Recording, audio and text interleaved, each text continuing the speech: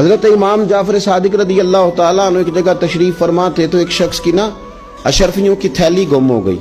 اس نے امام صاحب پہ الزام لگا دیا معاذ اللہ. جانتا بھی نہیں تھا کہ یہ امام جعفر صادق. اسے تھپڑ بھی لگائے جا سکتے تھے, اس کو گرفتار بھی کرایا جا سکتا تھا, سارا کچھ ہو سکتا تھا. اشارہ کرتے تو شاگرد مرید سارا کچھ کر دیتے, پر ہر کسی کے منہ تو نہیں نہ لگنا چاہیے.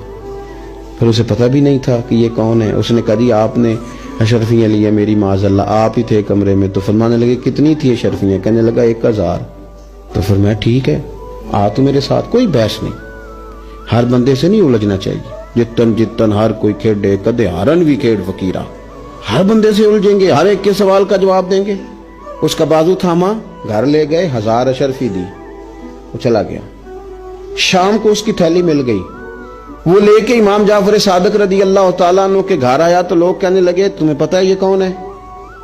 اس نے کہا نہیں. کہا یہ حضرت امام جعفر صادق ہے, امام باقر کے صاحبزادے, امام زین العابدین کے پوتے ہیں, حضرت سیدنا امام حسین رضی اللہ تعالیٰ عنہ کے پڑپوتے, شیر خدا کی اولاد.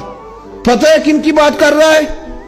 امام جعفر صادق کے دروازے پہ دستک دی, آپ باہر تشریف لائے تو پہلے ہاتھ باندھے, معافی مانگی. یہ بھی چلو کسی کسی کا ہی کام ہے, مان جانا یہ بھی کسی کسی کا کام ہے, سب کی یہ فطرت نہیں ہوتی.